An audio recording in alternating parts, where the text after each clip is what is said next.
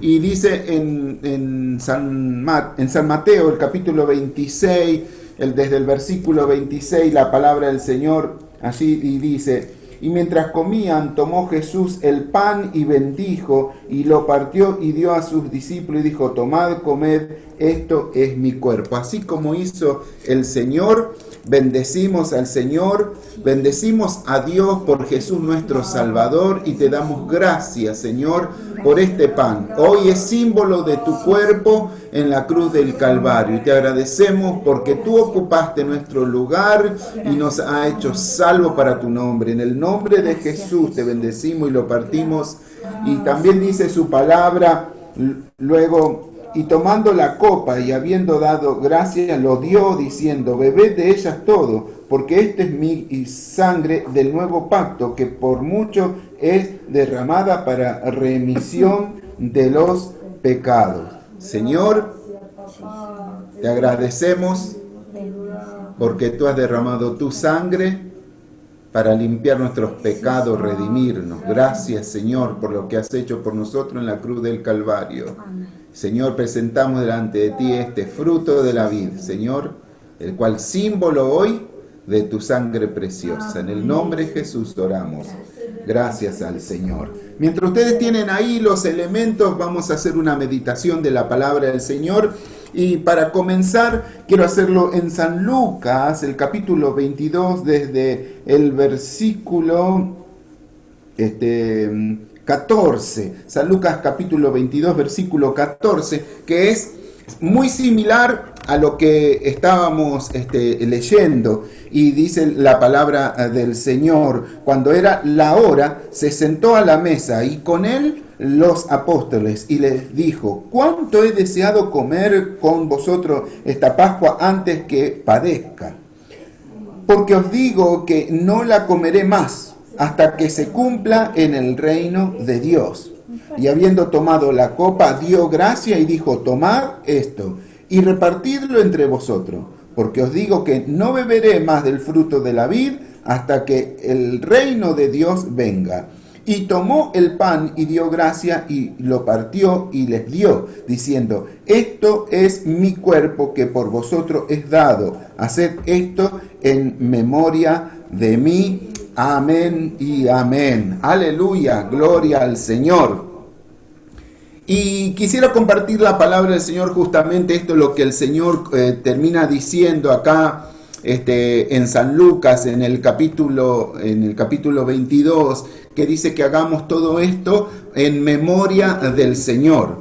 Así que la palabra del Señor dice que lo haga en memoria de mí. Ahora, a mí me gustaría poner un poco en contexto en el momento en que el Señor está haciendo esta cena, porque el Señor, esto es previo, semana antes de que el Señor comience a entrar a Jerusalén y que vaya a ser aprehendido, vaya a ser arrestado y vaya a ser juzgado injustamente y luego vaya a ser crucificado.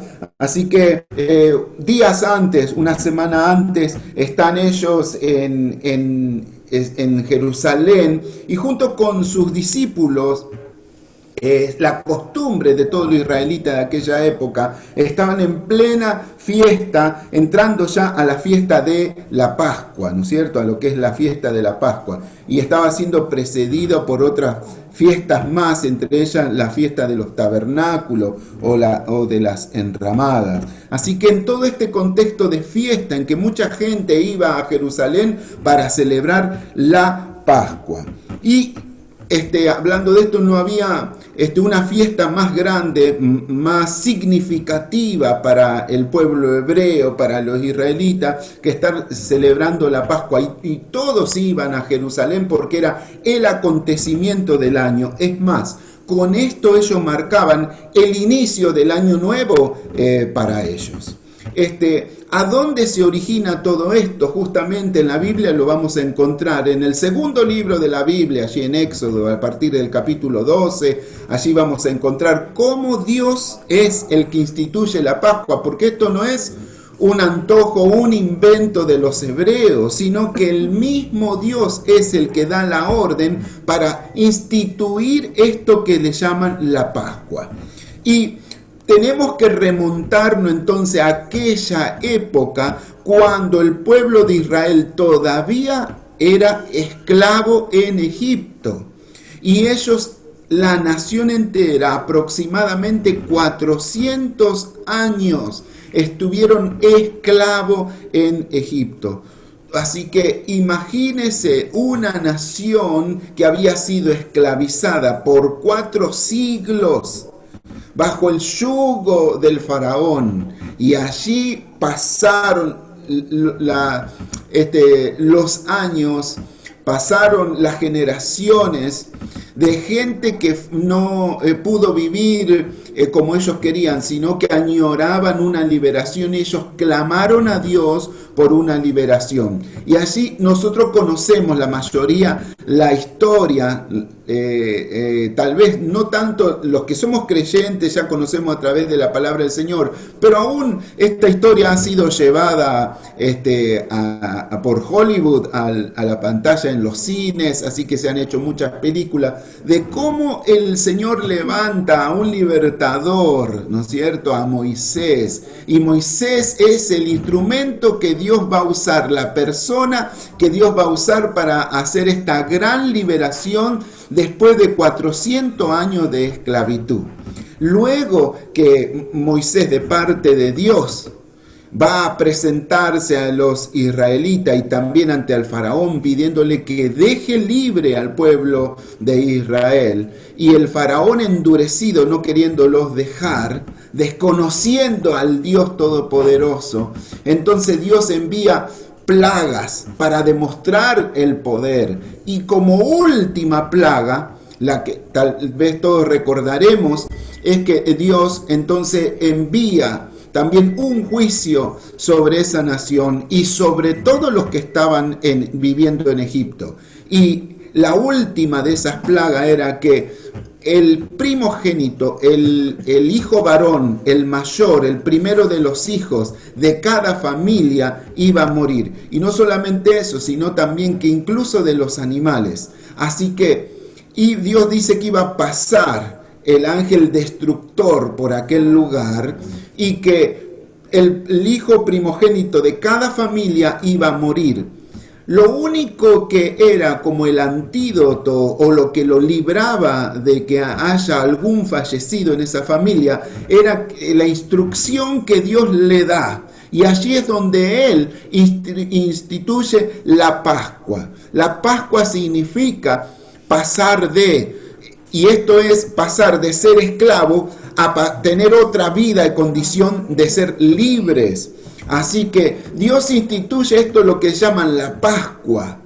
Y la Pascua consistía esencialmente de que la familia debían tener un corderito de 1 año, el mejor de todos. Tenían que prepararlo para ese día que el Señor le iba a decir, y en determinado día debían matar ese corderito y debían con la sangre de ese cordero pintar los dinteles y los postes de cada casa, y debían luego comer el corderito entre las familias. Y sucedió de que cuando vino el ángel destructor, entonces donde había la marca de la sangre, el ángel no entró y no hubo muerte en ninguna de esas casas, ninguna de esas familias. Pero donde no había la marca de esa sangre, entonces el ángel destructor le dio muerte al hijo mayor de cada familia. Así que los israelitas todos fueron libres a causa de que tenían esa señal de la sangre en su casa. Y no pasó lo mismo con los egipcios, que tuvieron que lamentar, y se escuchó un gran lamento, un gran grito, un gran lloro en todas las casas de los egipcios, porque ellos no estaban prevenidos, ni había marca de sangre en sus casas. Y así fue que Dios instituyó. Luego de eso, el faraón le dijo, váyanse. y prácticamente los echó de la tierra de Egipto. Este que no los quería dejar ir, ahora le está diciendo que se vayan. Y así fue como Dios libertó de la esclavitud al pueblo de Israel. Luego de 400 años, el pueblo de Dios fue libre de la esclavitud y pasó de ser esclavo a tener una vida de libertad. Bueno, luego viene cómo Dios los guía hasta el Mar Rojo, y allí Dios también muestra un milagro tremendo abriendo las aguas del Mar Rojo para que el pueblo de Dios cruce hacia el otro lado en camino a la tierra prometida. Y los egipcios que venían por detrás quisieron hacer lo mismo, y las aguas del mar se cerraron y murieron todos ahogados ese gran ejército del faraón.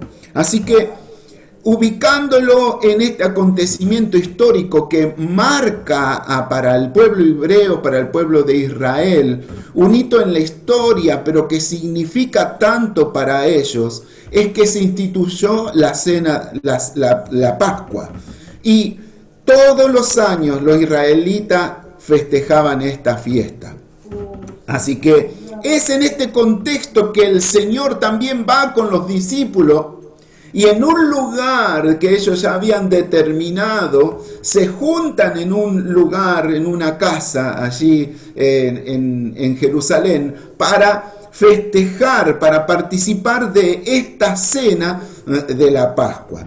Pero también ellos tenían que acordarse, hermanos, de que, ellos hacían memoria de esto, de la liberación, hacían memoria de cómo Dios los libertó, hacían memoria de cómo Dios levantó a Moisés, hacían memoria de las plagas, hacían memoria de cómo pintaron también con sangre el dintel y el poste de cada casa, hicieron memoria de cómo murieron tanta gente y que ellos fueron libres, salieron ilesos, hicieron memoria de cómo salieron de aquel lugar, y en la Pascua hacían memoria también de cómo se abrió el Mar Rojo y cómo Dios también los llevó por medio del desierto. Por eso que previamente también a la fiesta de la Pascua estaba haciendo memoria de otra fiesta que se llamaba la de los tabernáculos, las enramadas. Y esta fiesta también tiene que ver en este contexto.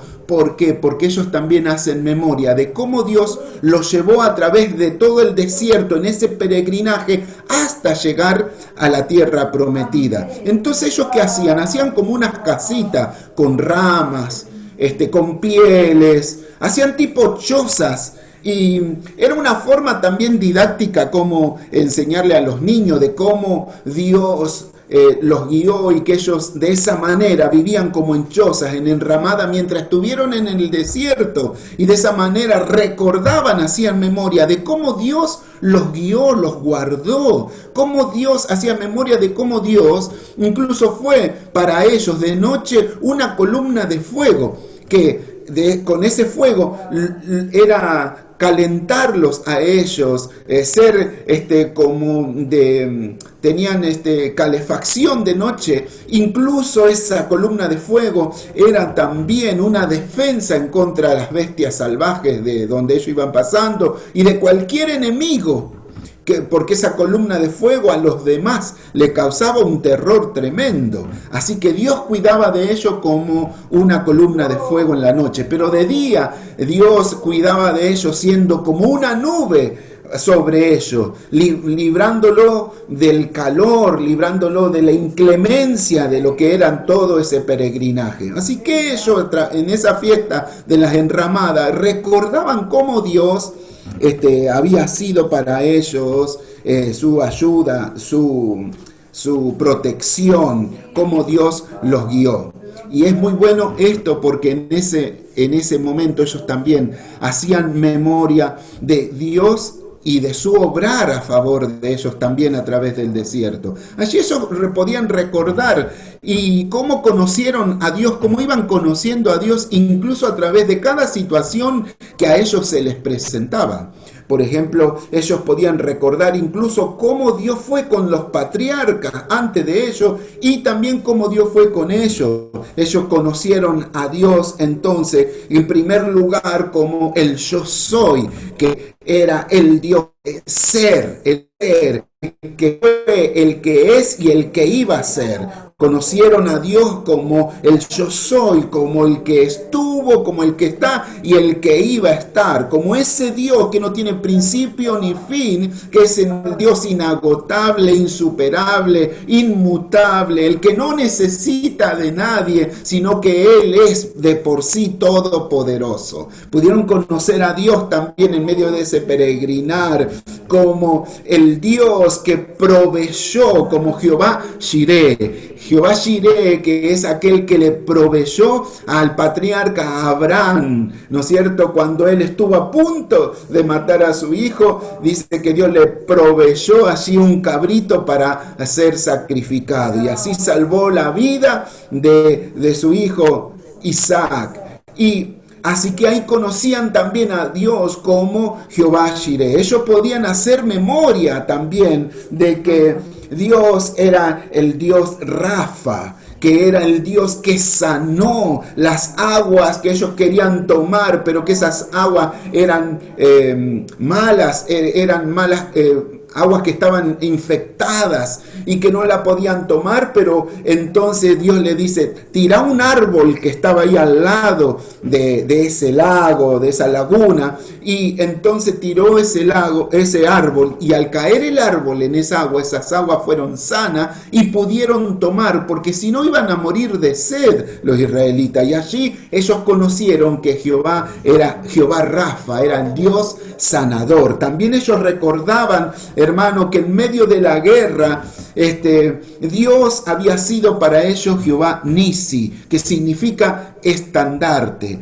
porque ellos eran como un estandarte, como una bandera que se levantaba bien en alto, porque en medio de todo el fragor de la lucha que tenían con los amalecitas, que eran con un pueblo que estaba en contra del pueblo de Dios, entonces ellos en medio del fragor de la lucha necesitaban replegarse, volver a ordenarse en medio de esa lucha. Entonces ellos levantaban la bandera y entonces todo el pueblo se volvía a replegar en el lugar donde estaba la bandera, y ellos conocieron de que Dios era aquel que los guiaba, que estaba con ellos y que les daba la victoria en todas las cosas, y por eso Él era Jehová Nisi, era el estandarte donde ellos podían mirar. También ellos conocieron también como a Dios, como Shalom, como el Dios Shalom, como el Dios que le traía paz. Y me acuerdo cuando digo de paz en ese episodio de Josué, cuando él necesitaba, de Gedeón, cuando él necesitaba paz, porque necesitaba tomar decisiones y Dios se hizo presente y le trajo paz. Pero también conocían también como a Dios como Dios Roí. Roí porque es el Dios que te ve, el Dios que te mira. No es ese Dios que está lejano, ni ese Dios que está distante, sino ese Dios que te está mirando, el Dios que ve. Roí, ese Dios que te está mirando, que te mira, que no te desampara. Y también ellos conocieron, entre otras cosas, a Dios como Tzidkenu, que era el Dios que le hacía justicia, porque era un Dios justo, que obraba con justicia. Así que ellos podían conocer también a Dios como eso, pudieron conocer a Dios como el Dios Sabaoth, que era el Dios de los ejércitos, que era el Dios que peleaba las batallas por ellos. Conocieron también a Dios como el Dios Rojí, que es pastor, ¿no es cierto? El pastor. Jacob dijo, el Señor me llevó y me pastoreó hasta acá. Y así ellos también podían decir de que Dios era como un pastor para ellos. Así que, fíjese, en todo este contexto de estas fiestas que los israelitas hacían memoria de tantas cosas, es que allí el Señor aprovecha entonces esta ocasión para instituir un nuevo pacto. Pero el punto clave de la memoria de los israelitas era la Pascua, porque el punto clave para ellos era la memoria que tenían de la liberación de la esclavitud, porque sin liberación, sin ser libre, no podrían haber podido disfrutar de todo el bien que Dios le tenía preparado para ellos y de cómo Dios lo guió en el desierto. Así que era clave para ellos recordar la liberación a través de la fiesta de las Pascuas. Debían hacer entonces memoria de todo lo que Dios hizo con ellos. Ahora, Jesús, decimos, aprovecha esta ocasión en donde ellos estaban haciendo memoria de tantas cosas para instituir entonces un nuevo pacto. Y dice el Señor ahí en San Mateo que iba a hacer ahora este nuevo pacto en su sangre. Entonces el Señor va a decir ya, no es tanto acordarse ni hacer memoria de Egipto, sino ahora tenían que ver el antes y el después, este nuevo pacto, porque antes ellos fueron libres de Faraón, pero ahora con este nuevo pacto el Señor les decía, ellos van a ser libres del enemigo, de Satanás. Antes ellos fueron libres de la esclavitud, pero ahora en Jesús iban a ser libres del poder del pecado. Antes recordaban y tenían que preparar, matar un cordero, pero ahora el Señor se presentaba como el Cordero de Dios. Antes ellos debían pintar con sangre los dinteles, postes de la casa para que no haya muerte, pero ahora Jesús se presenta como el Cordero y es la sangre de Jesucristo la que las va a hacer libre, la que lo va a perdonar y la que les va a dar vida. Antes ellos eran guiados por el desierto a través de todas las maravillas de Dios, pero ahora el Señor le decía que Él iba a estar con ellos todos los días hasta el fin. Antes los llevó Dios de Egipto a la tierra prometida, pero ahora el Señor le está diciendo de que Él iba a ir a preparar un lugar para ellos, para estar, donde todos los que siguieran a Cristo y creyeran en Él, un día puedan estar en el reino, en la gloria del Señor.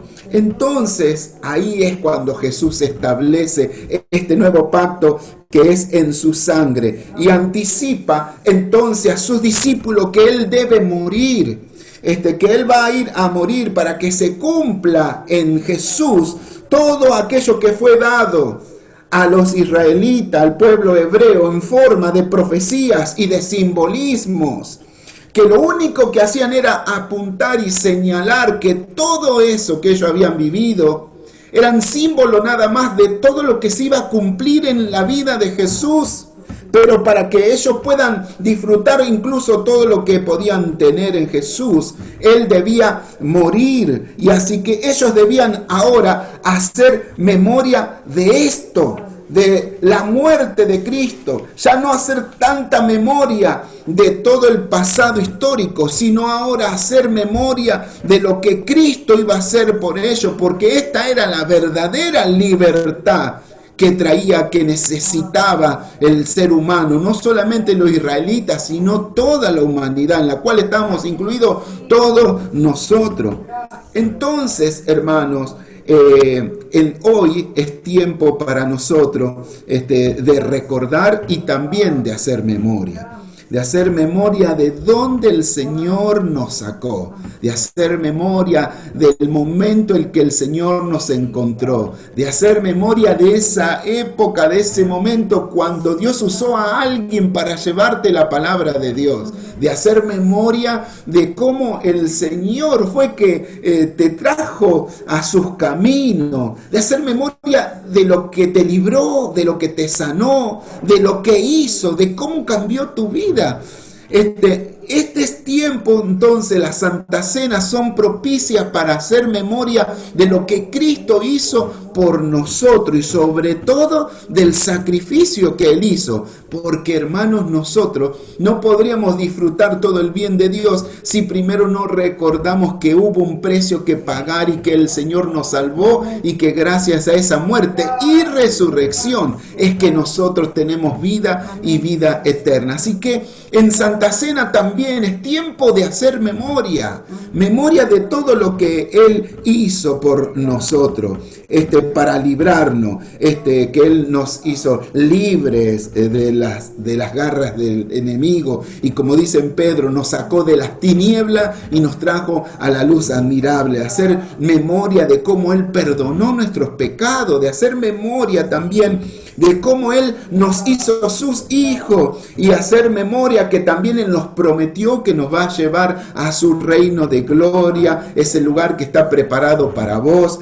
y para mí. Pero, hermano, en este mientras tanto que nosotros estamos encaminándonos para la gloria del Señor, el Señor también que quiere que nosotros nos acordemos, y mientras vivimos aquí, que Él también es lo mismo y quiere seguir siendo lo que fue para los israelitas, quiere ser para nosotros también. Y mientras estamos acá en la tierra, seguro que vamos a pasar tiempos difíciles, seguro que vamos a pasar momentos que tal vez no nos van a ser tan agradables, pero, hermano, ahora estamos con el Señor, y así como estuvo con los israelitas, también recordar que nuestro Señor es Dios, ese Dios que estuvo presente con los israelitas a través de todo el peregrinaje, también está con nosotros y va a seguir estando en todo nuestro andar acá en la tierra. Así que recordemos